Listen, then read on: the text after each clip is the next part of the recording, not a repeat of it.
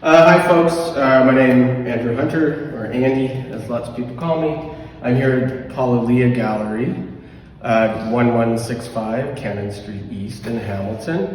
And as I've been talking on my Instagram and stuff, exhibition that I've worked on with a number of artists, colleagues, opened on Saturday.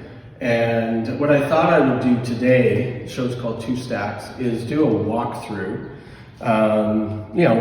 Slowly. My camera person is Paul, who you may see at some point. And just give you a chance to really see the work, because I know lots of people who have said they're really interested in it aren't living in this area.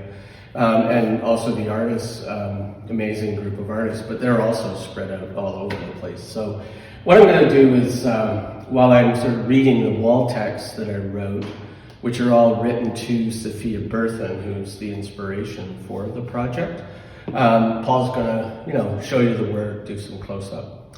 So anyways, this is the book, just so folks know. I'm very proud of it, and I'm grateful to Goose Lane Editions. It came out a year ago. It's called It Was Dark There All the Time, Sophia Burthen and the Legacy of Slavery in Canada. And you can buy it. It's available in bookshops. I encourage you not to order it from Amazon or Walmart, but to buy from local shops or from the publisher Goose Lane. In the Hamilton area, lots of good independent bookstores. King West Books in particular, Teresa and David were incredibly supportive of me in a difficult period when I was writing the book. And so, people will order it and stuff. You can see it in the library as well. So that's the book, and there are copies of it available here in the show. I'm going to begin, I'm going to read the intro, and Paul's just going to give you a general view of the exhibition in an amazing space, and then I'm going to do some readings, and you get to see the work. Okay? All right, start panning, because I'm going to read this. Okay. Two Stacks. This group exhibition of new and existing works is anchored by Tim Whiten's new sculpture, Two Stacks, and honors the memory, spirit, and continuing presence of Sophia Burthen Pooley and her lost sister, whose name is unknown.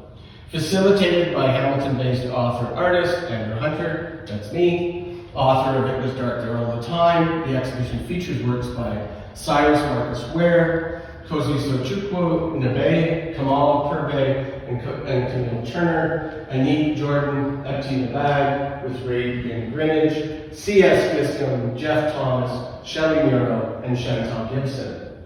The exhibition is linked to the Slavery North initiative, directed by Dr. Charmaine Nelson at the University of Massachusetts, Amherst. I sit as a member of the advisory board of this international research initiative. Born and enslaved in Fishkill, Dutchess County, New York, circa 1772, Sophia Burthen was stolen as a child, around age 7, with her sister, again, we don't know her name or age, during the American Revolution. Taken north up the Hudson River to Albany, then west to Niagara, where she was sold to the Haudenosaunee Mohawk leader and British Army officer, Tyne Joseph Brant. Brought to Upper Canada in 1785, without her sister, when the Haudenosaunee relocated to the Haldimand Tract on the Grand, Sophia lived for approximately 2 decades with Tyne Brant, primarily at Brant's Ford, or Mohawk, on the Grand River, then at Brant's home located on the shore of Lake Ontario, now Burlington.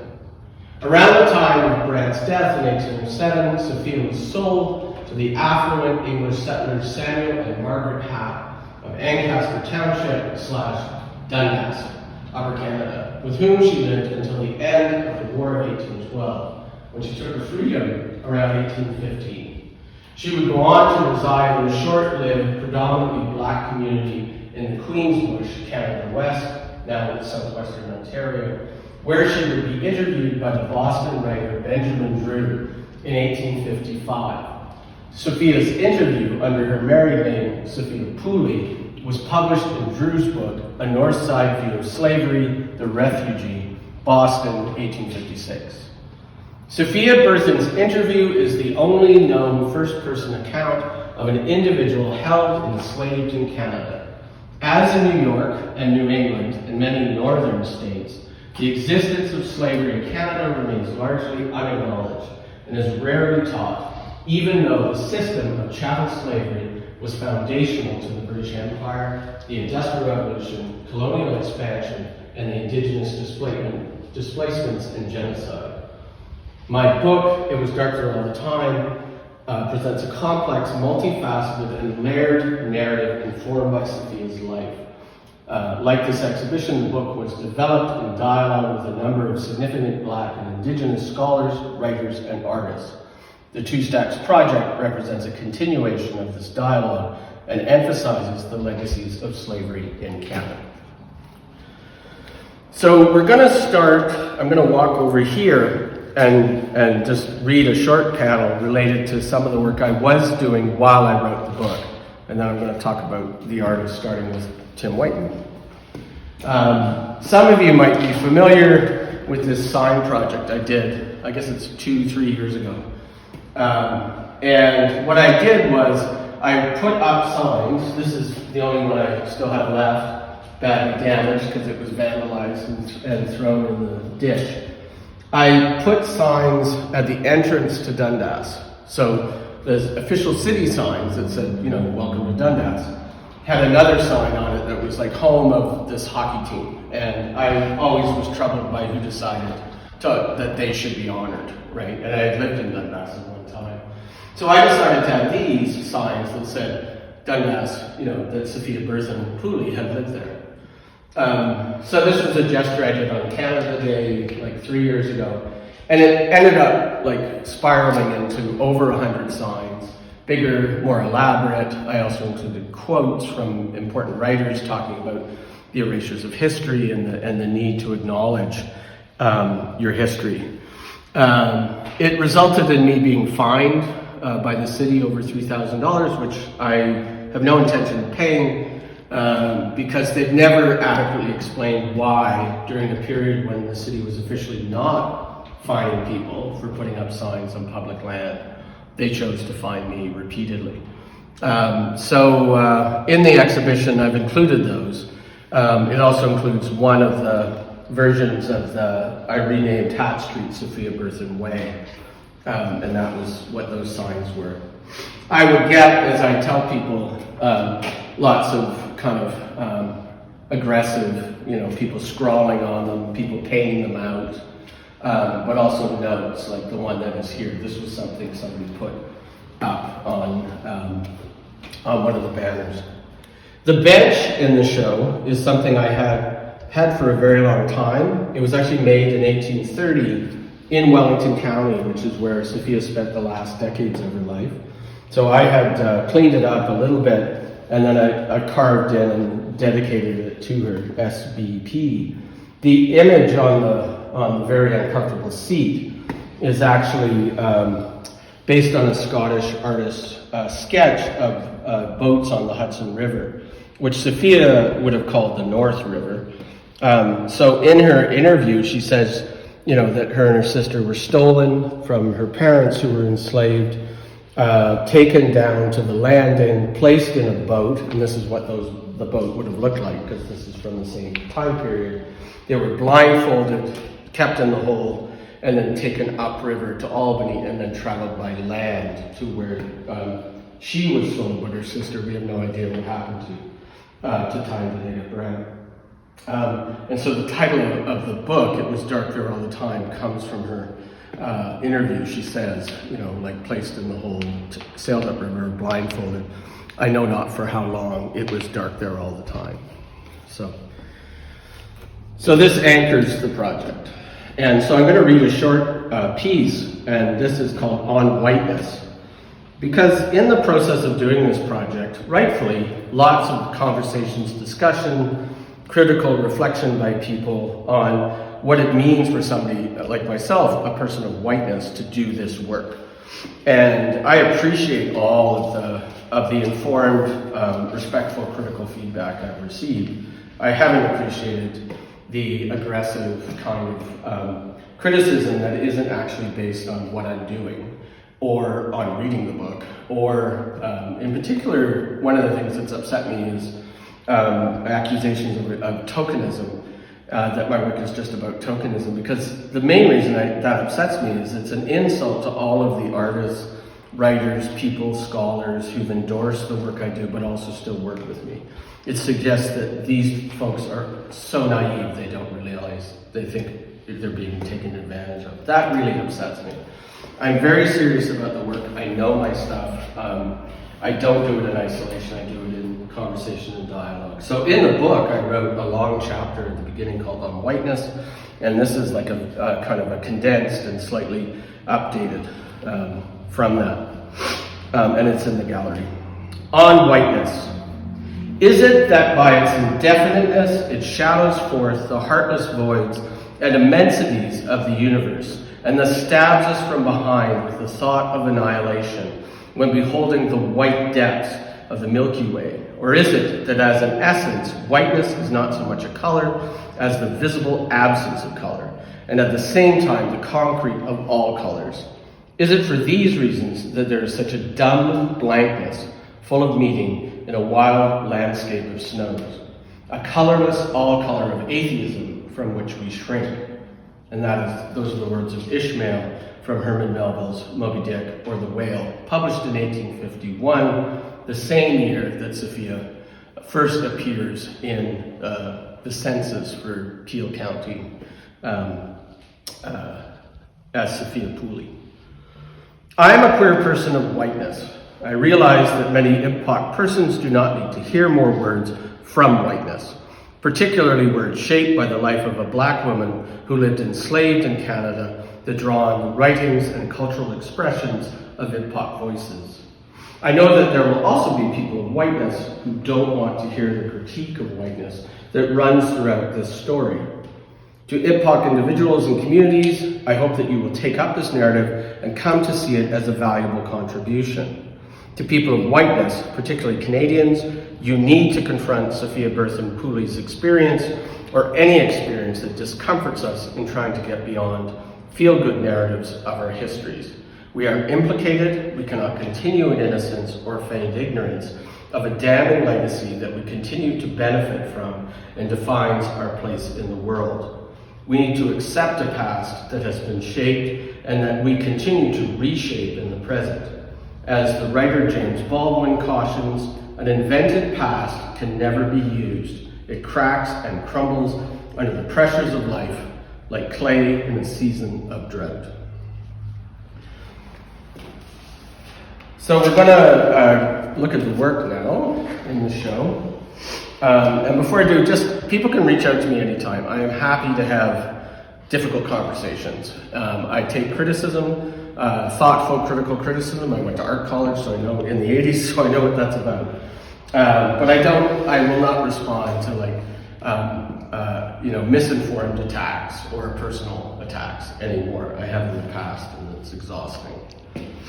So, this is Two Stacks.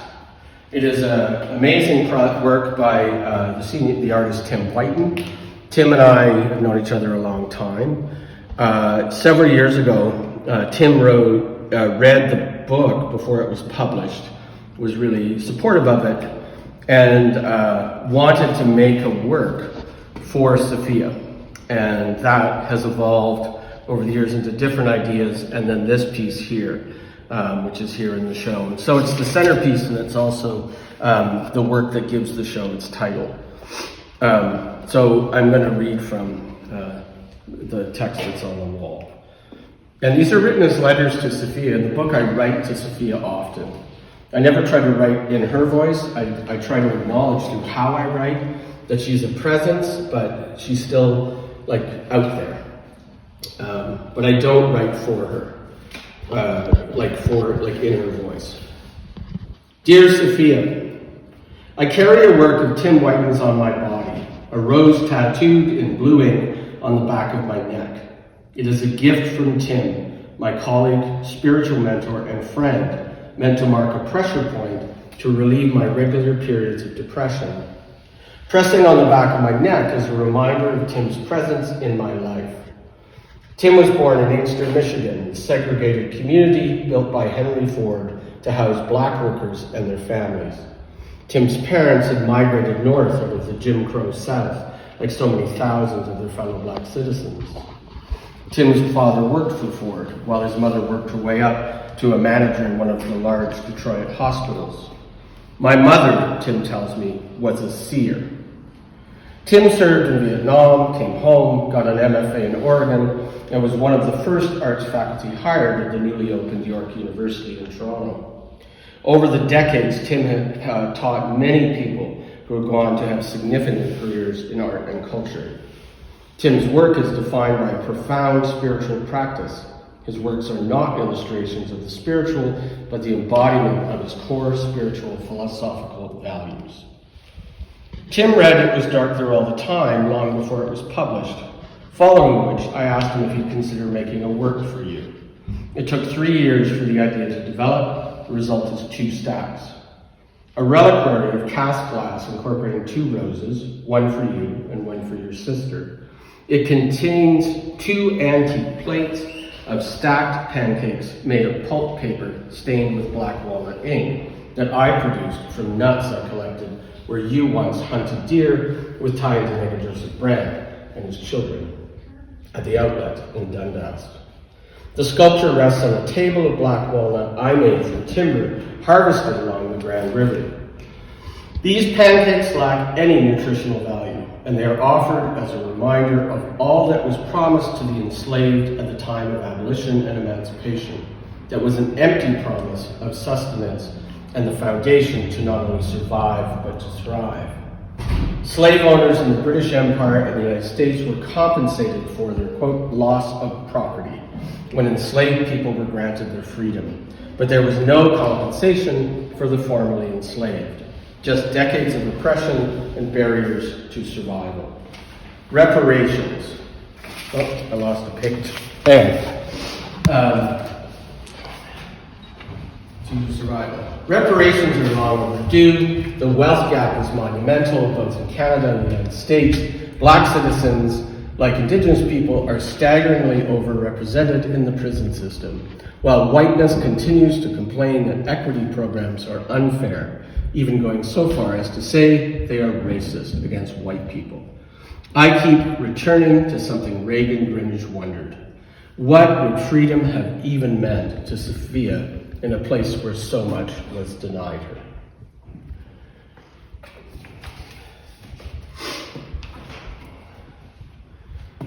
So the next piece I want to talk about is by Syrus Marcus Ware, and it is called Portrait of Dainty Smith and Keisha Williams, and it's from the Activist Portrait series. So in the exhibition of 8 artists, half of the artists made new work in response to conversations with me, the book, and the story of Sophia. The other artists were people I had been in dialogue in doing the book, and then also I've just known for a long time. So in those cases, people chose works or have exhibited the works that I write about in the book as a way to kind of come to an understanding of Sophia's experience and the legacies of slavery. And certainly Cyrus's work deals heavily with the legacies. One of the founding people behind Black Lives Matter, an activist and educator, and now teaches at McMaster University in Hamilton. Dear Sophia, artist, activist, and scholar Syrus Marcus Ware chose Portrait of Dainty Smith and Keisha Williams from his Activist Portrait series for this exhibition.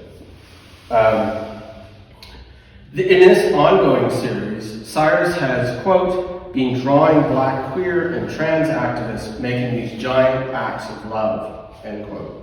The women in this drawing are Dainty Smith, actor, burlesque performer, playwright, producer, and speaker, and Keisha Williams, writer, director, actor, and health promoter. Seeing Smith and Williams engaged, joyous, confident, and together makes me think of all you were denied for much of your life due to the breakup of your family, the loss of your sister, and the decades of isolation from other Black women. You told Benjamin Drew, quote, I am now unable to work and am entirely dependent on others for subsistence, but I find plenty of people in the bush to help me a good deal. that she means by that the Queen's Bush where she was living. I know that you only found a community defined by blackness in the latter part of your life. This reminds me of something Professor Maureen G. Eldersman Lee wrote in her book, Unyielding Spirits, Black Women and Slavery in Early Canada and Jamaica. Quote, it appears very probable that some black women enslaved during the British regime lacked significant opportunity to create social bonds with other black women based on shared gender, race, and legal status. Such isolation would have made it impossible for many black women to go to other black women for respite from the degradation of physical or sexual abuse, for assistance in raising children, or for celebrating religious or labor holidays. It is highly possible that where black women lacked such support systems, they may have found the slave system even more trying than for women who had such support.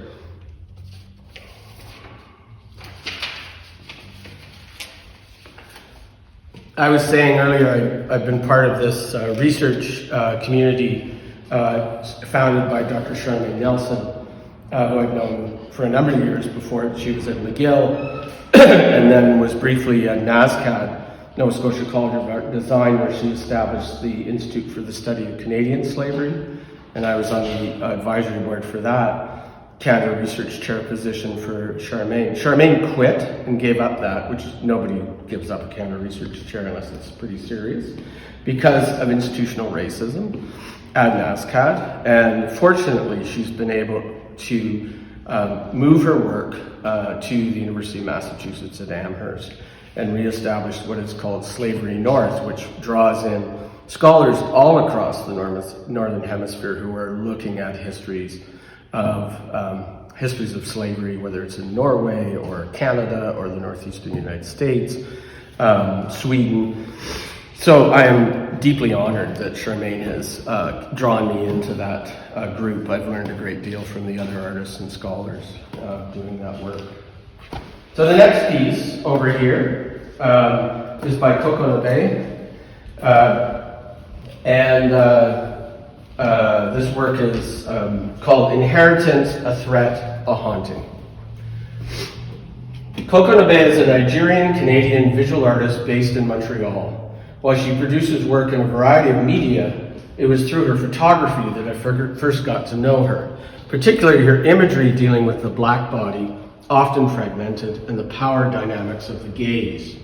She chose to offer an inheritance, a threat, a haunting, which comes from 2022, which is a 6-panel work that addresses forgotten histories of resistance and refusal. When you, so my letter again is to Sophia, when you spoke of the violence you were the victim of, I wondered how you brought resistance into your daily existence. Coco's images recreate the process of fabricating poison from cassava that was used by enslaved Africans to kill their masters. The work acts as a meditation on black rage, Coco says, not as something to be choked down and repressed, but as a generative and liberatory form of effect. Were you aware of the many rebellions and uprisings led by enslaved peoples across the Americas over the centuries of chattel slavery? All those acts of resistance of various scale, including the successful uprising in the French colony of Saint-Domingue, led by François-Dominique Toussaint Louverture, known as the Haitian Revolution, 1791 to 1804. General John Graves Simcoe, the first Lieutenant Governor of Upper Canada, who you mentioned in your interview, would command British forces in Haiti following the collapse of the French regime. During the period you were enslaved in the home of Tyne Danego Joseph Brand, Britain was attempting to claim the slave colonies of its colonial competitors in order to expand its empire. The building I'm standing in, Paul Elia Gallery, was originally a bakery, so it feels fitting to see these images of Coco's here in 2 stacks. Quote, these steps are reimagined as a recipe passed down from generation to generation, Coco states, a transmission from ancestors long ago for how to assert one's subjectivity in the face of unlivability that persists in the wake of transatlantic slavery. We positioned inheritance, a threat, a haunting, next to Camal Pirbhai and Camille Turner's lenticular image of a child's hand fading from that of an elder, to emphasize that you were isolated from family and elders during a critical period in your life. And it was not only your labor, but your deep knowledge that was stolen from you. I am confident that, in your later years in the Queen's marriage, you were seen as a wise and valued elder. So as I was just saying, so we have Coco's piece on the end wall, which is it also exists for those of you interested in a video. You can go to Coco's website and you can see the video version of this. To the right of it on this wall is a work that I commissioned for the exhibition, so it was made specifically for the show, and it's by Camal Pirbhai and Camille Turner, two artists I've worked with in the past. So here we go.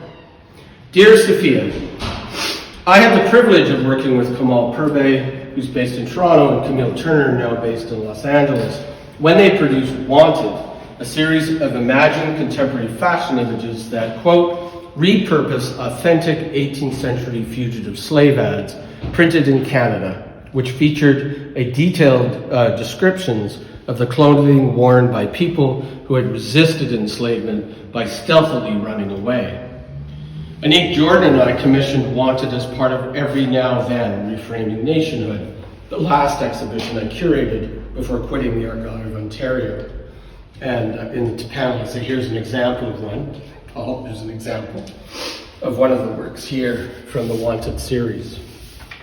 I think of you whenever I encounter such Canadian fugitive slave ads in old newspapers, and I wonder if you ever seriously considered running away. In your interview, you said you, quote, never would have chosen freedom, end quote. I don't hear this as your acceptance of enslavement, but rather the frank acknowledgement that freedom here was a false promise, in a colony that only offered land, resources, and support to settlers of whiteness. It must have been hard to imagine a future here.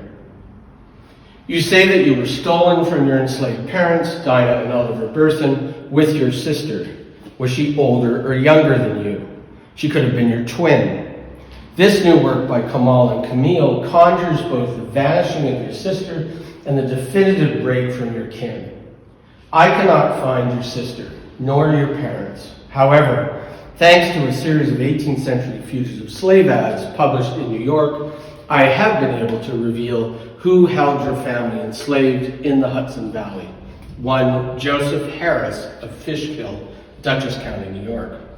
Harris's descendants, including the two men who stole you and your sister, would come to Upper Canada following the American Revolution as United Empire Loyalists, and they were granted 100 acres of land near the Bay of Quinte, while you were given nothing.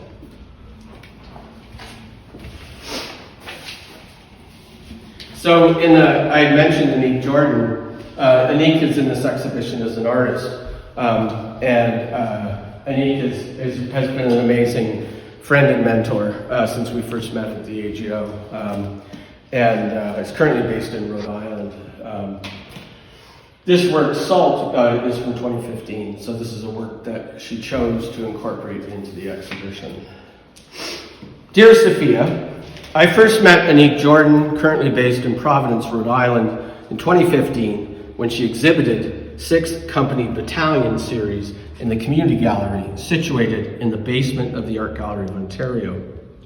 Quote, I created a fictional name of the 6th Company Battalion, Anique says, to give space to the women who also are part of this history, end quote, referring to her family's roots among the, quote, those previously enslaved who fought in the War of 1812, allied to the British Crown against the United States of America, end quote, who were granted land in Trinidad after the war.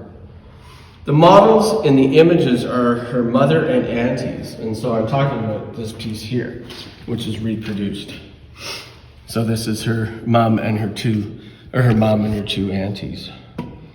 The models in the images are her mother and aunties, 3 sisters who, unlike you and your sister, had a long, rich life together. Anique states, quote, we must create from what has been made invisible. We must assume the responsibility of thinking through the consequences of erasure and the multiple ways in which we must construct meaning from what is absent. For this exhibition, Anique chose 6 images from her SALT series. As a collection, Anique says, they all are based on histories I have uncovered through learning about my family history. SALT explores the history of women in my family, moving around sites in our hometown of San Fernando, Trinidad, to places that share cultural, social, economic, and familial significance. End quote. Images of Black people and Black bodies are central to Anique's work, and this is directly linked to the fact that, quote, she says, my mother has a single image of herself as a child, end quote. All of this resonates for me with the absences and voids I see in your life, Sophia. There are no known images of you, and no opportunity for you to reestablish connection with your ancestors and kin to be present back home and grounded.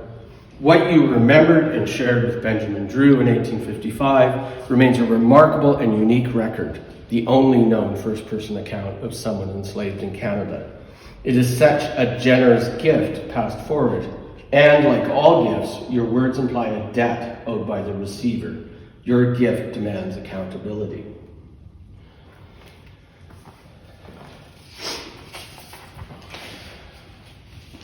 This next work by Ebti Nabag is one of the new commission works for the project, and this was a collaboration with Reighen Grineage, who will talk about who's the model in this image and another one that's around the corner.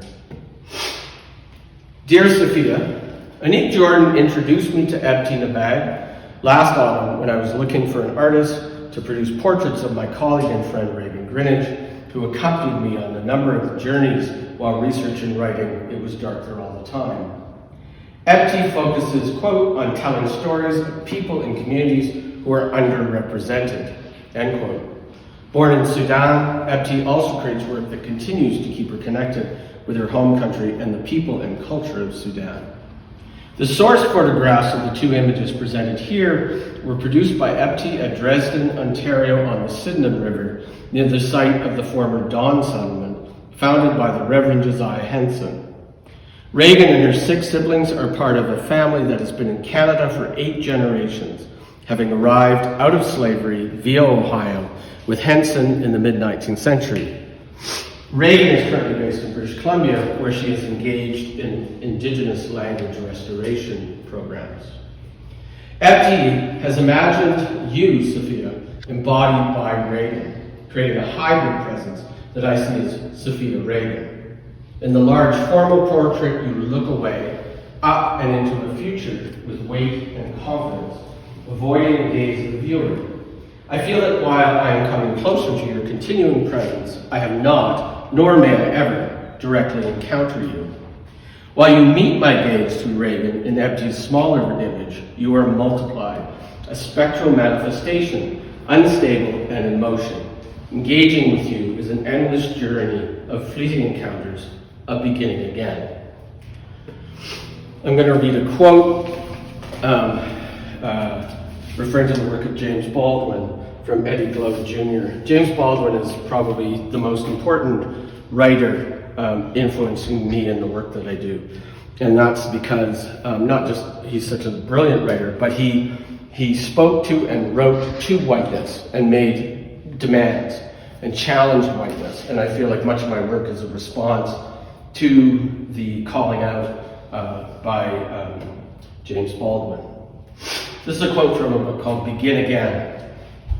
Begin Again is shorthand for something James Baldwin commended to the country in the latter part of his career, that we re-examine the fundamental values and commitments that shape our self-understanding, and that we look back to those beginnings, not to reaffirm our greatness or to double down on myths that secure our innocence, but to see where we went wrong and how we might reimagine or recreate ourselves in light of who we originally set out to be. This requires an unflinching encounter with the lie at the heart of our history. He's writing about the United States, but it's equally applicable to Canada and whiteness and colonialism all over. And that's from Eddie Glover Jr.'s Begin Again, James Baldwin's America and its Urgent Lessons for Our Own. And that was published in 2020. The next work, is a little tucked around the corner here, is a poem by C.S. Giscombe, Cecil. I am so grateful to Cecil's engagement. He read the book before it came out, he endorsed the book, and then offered this, and we've continued to be in dialogue. Dear Sophia, I am not embarrassed to admit that I met the poet C.S. Giscombe by sending him what was basically a fan letter, one that he responded to almost instantly from his home in California, where he's been a professor of English at the University of California, Berkeley, for decades. Born in Dayton, Ohio, Cecil's writing is grounded in history, memory, haunted landscapes, and the built environment. I first encountered their work back in the 1990s when I picked up a copy of his book, Into and Out of Dislocation, that tells the story of their search for traces of an ancestor who had ventured north from Jamaica to British Columbia in the 19th century, someone who lingers on in the name of a rural road and a ghost town landing. Their prose poem, Ohio Railroads, which came out in 2014, is a brilliant dreamscape meditation on their mother's passing, woven through with the history of Dayton and the railroad. It begins, I'm quoting from the poem, having dreamt years previously of seeing my mother's death falling, indistinguishable from rain, on a railroad bridge at the eastern end of Dayton's downtown business district. I went out purposely on the day after she did die, the 3rd of August, 2008, her death having occurred on the 2nd, to see the bridge itself on East 3rd Street. The poem reproduced here also appears in It Was Dark There All the Time. It is a response to a painting by the African-American artist Robert Duncanson, 1821 to 1872. Like you, Duncanson was born in New York, near the Hudson River, and something you refer to as the North River. He was a highly accomplished, self-taught artist associated with the Hudson River School of Painters. In his painting, View of Cincinnati, Ohio from Covington, Kentucky, Duncanson depicts an encounter in a distinctly rural landscape between a black, potentially enslaved farmer and a privileged white couple. The vibrant industrial city of Cincinnati looms in the distance. Here, the landscape of freedom is viewed from a slave state. Duncanson was born a freeman, and he produced only one other painting that explicitly addressed the existence of slavery, Uncle Tom and Little Eva, 1853. Here is a detail of the painting, now in the collection of the Detroit Art Institute. The novel Uncle Tom's Cabin, 1853, by Harriet Beecher Stowe, was published by the same firm, John P. Jewett and Company, that published Josiah Henson's memoir, The Life of Josiah Henson, formerly a slave, in 1849, and Benjamin Drew's The Refugee, a North Side view of slavery, in 1856, that you appear in. Stowe's public declaration that she based the subservient character of Uncle Tom, an unflattering racist characterization, on Henson's memoir has long overshadowed the real Henson, along with their remarkable accomplishments, vision, and commitment to freedom and equality.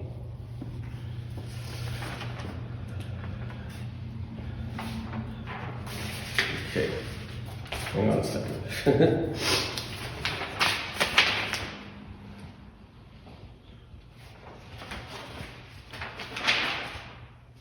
Here we go. So I got my paging mixed up. The next work I'm going to talk about is a work by Jeff Thomas. This is the smaller version of it in the gallery, but we also installed yesterday a very large billboard on the outside of the building. Jeff really likes his work to be out in public space and encountered. The exhibition includes works by two artists from Haudenosaunee artists from Six Nations. And some people have criticized that, like, why would you include these works that address that part of Sophia's history? This show is not about honoring, like, putting an image of Joseph Brant in the show is not to honor Joseph Brant. It's to, like, present the entire narrative. And also to ask some difficult questions and reflect on these strong relationships between the persecution of Indigenous people and people of Blackness. So I'm going to read this, and hopefully that helps you to understand. Dear Sophia, I have known Jeff Thomas for a very long time. I consider him a colleague, elder, mentor, and friend. A member of the Six Nations of the Grand River Confederacy, Jeff was born in Buffalo, New York, and often refers to himself as urban Iroquois. Jeff turned to photography following a horrific car accident in 1979. This is Jeff, quote, "I turned my interest in photography to begin a new life and focus on confronting photo-based stereotypes of Aboriginal people. My research of photographic history pointed out two significant absences that would become the point of departure. The first was photographs depicting Aboriginal people living in cities and the absence of images produced by Aboriginal people. I was frustrated by the silence and challenged to stimulate conversations that did not exist." Jeff and I have worked on a number of projects together, a reflection of our shared interest in the absence and erasure of peoples and cultures, cross-cultural exchange, and the landscape as a site of memory. We both feel the need to visit the places we are researching and have spent a great deal of time crisscrossing the Mohawk Valley, across which you and your sister came by land to the home of Tyendinaga Joseph Brand. I felt it was critical to include a serious consideration of Tyendinaga Brand and an Indigenous Haudenosaunee perspective, not only in It Was Dark There All the Time, but also in this exhibition. In addition to Jeff, Shelley Niro, Mohawk Turtle Clan, has also contributed. It is essential that people understand that Tyendinaga Brand was a very colonized individual, a member of the Masonic Order, an Anglican, and a captain in the British Army. He engaged in many of the colonial practices of property, including chattel slavery. Too many people use Tyendinaga Brand as evidence that, quote, Indigenous people owned slaves too, end quote, suggesting that chattel slavery, which is a distinct colonial race-based system that exclusively held people of the African diaspora in bondage, was a, quote, traditional Indigenous practice, which is false. As you stated, Sophia, quote, I knew of only one other Indian who owned a slave, end quote. Jeff's work included in this exhibition formats a series of images as a wampum belt, adjacent to a reproduction of William Birksey's portrait of Tyendinaga Brand from the National Gallery of Canada. I believe that recognizing the context and major historic events of your life is critical, including the trauma of displacement and genocide inflicted on the Haudenosaunee, people of the Longhouse, and all Indigenous peoples. So I mentioned Shelley Niro, and the work here is a commission that was done several years ago because I wanted to incorporate an image of Sophia into the book because there is no known image of her. And this actually came out of a conversation I was having with Shelley, who lives in Brantford, about imagining what Sophia's life would have been like living in at Six Nations with the Brants. In the interview, there's a remarkable description of hunting for deer. So she produced this image, which is included. Dear Sophia, like Jeff Thomas, I have known Shelley Niro for a very long time. The first show I curated in Hamilton back in the early 1990s featured Shelley's work. Born in Niagara Falls, New York, Shelley is a member of the Turtle Clan Bay of Quinte Mohawk Nation from the Six Nations Reserve. She is a prolific artist working in a variety of media, including feature films, photography, beading, sculpture, and painting. Much of her work is defined by humor, love of kin, and explorations of history. For Niro, her art is a, quote, act of care that overturns stereotypes, topple racist narratives, and memorialize joy, end quote. Shelley produced this portrait of you at my request for inclusion in my book. Here, she sees you as fully present in Mohawk culture and responds to your remarkable telling of your memory of hunting deer with Tyendinaga Brand and his children at what you referred to as, quote, the outlet at Dundas. This is your word, Sophia. While I lived with old Brant, we caught the deer. It was at Dundas at the outlet. We would let the hounds loose, and when we heard them bark, we would run for the canoe. Peggy and Mary and Katie, Brant's daughters, and I. Brant's sons, Joseph and Jacob, would wait on the shore to kill the deer when we fetched them in. I had a tomahawk and would hit the deer on the head. Then the squaws would take it by the horns and paddle ashore. The boys would bleed and skin the deer and take the meat to the house. Sometimes white people in the neighborhood, John Chisholm and William Bill Chisholm, would come and say, quote, "'Twas their hands and they must have the meat, but we would not give it up." For those of you, I might have noted this, the Chisholms who she mentions, they're actual real people, and they, one of the Chisholms, William, was one of the founders of Oakville. This narrative reveals you to have been a very strong and skilled person leading the capture and killing of the deer. It was clear in your interview with Benjamin Drew that you believed you had been adopted into this family, which makes the traumatic fact that you were later sold to the Hats in Ancaster Township / Dundas so disturbing.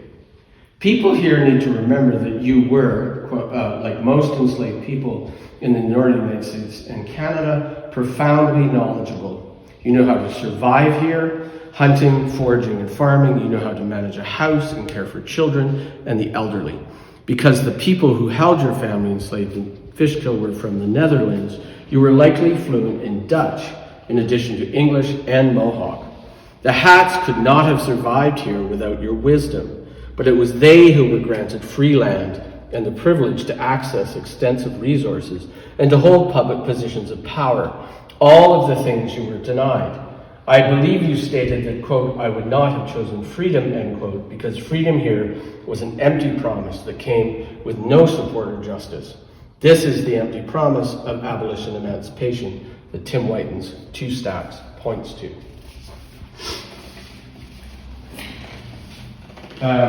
So the last piece in the exhibition I'm going to read is by Chantal Gibson, and it's a poem. I was talking with a colleague the other day about how Clyde Brooks, about how poets are so important to the writing I do. A number of poets appear in It Was Dark There All the Time. Chantal, C.S. Giscombe, Tracy Wilson, who gave permission to reproduce a poem she wrote when she was poet laureate for the United States.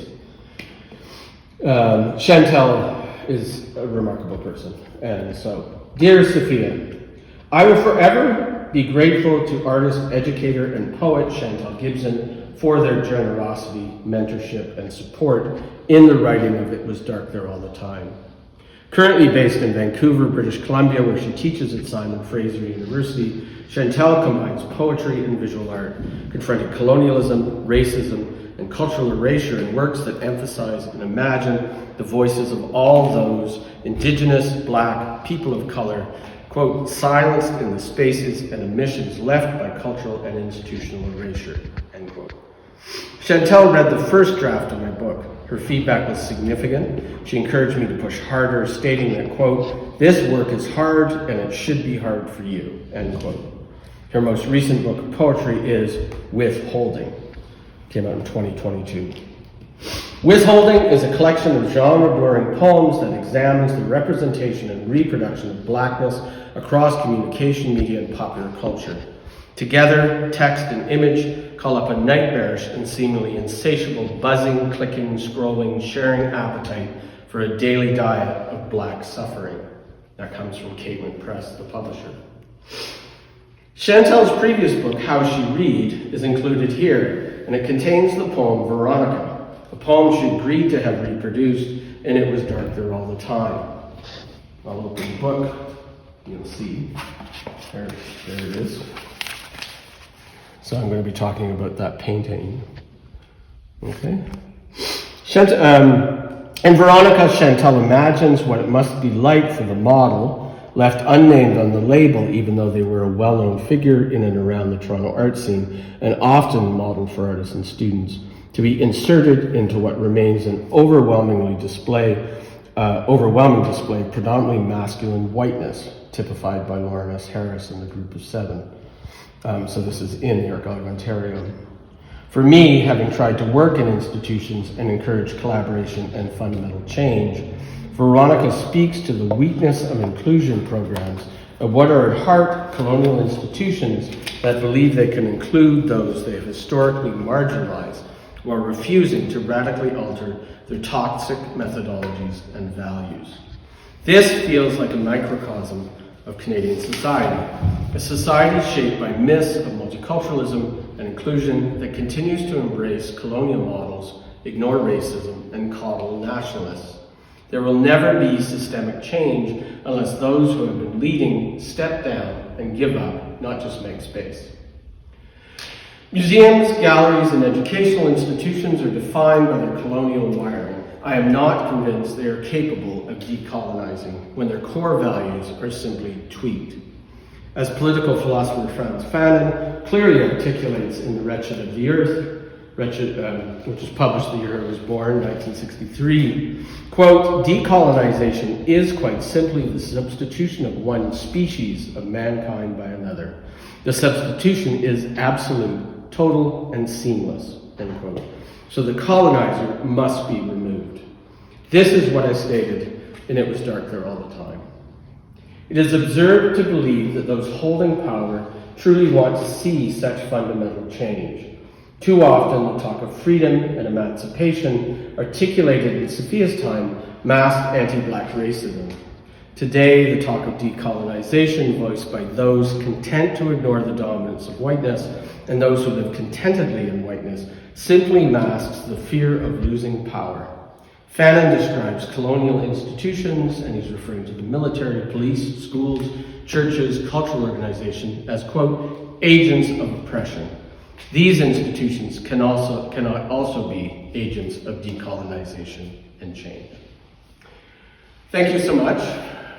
Thank you, Paul, for doing this, but also making space for this project, which has had a bit of a challenging history of trying to find its place. It was meant to be two institutions in the city, and that did not go well, I'll just say that. And that cost me and it cost the artists dearly, but I'm so grateful to all the artists for continuing with the project.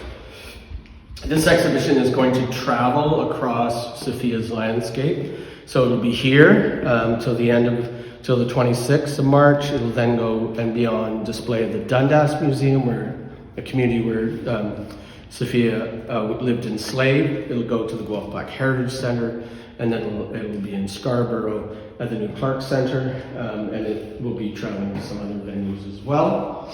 I am happy to talk about this, be available for anybody who wants to bring particularly young folks in, but I'm also happy to have other people come in and work with what is here.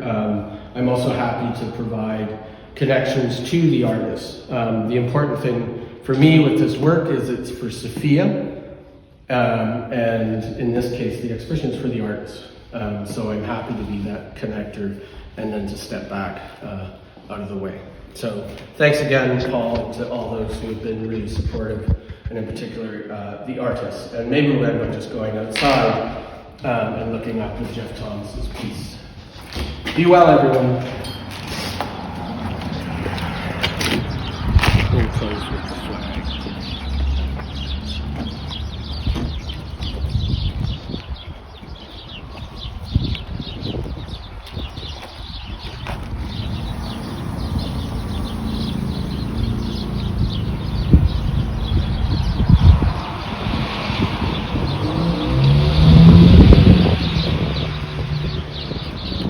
Thanks again.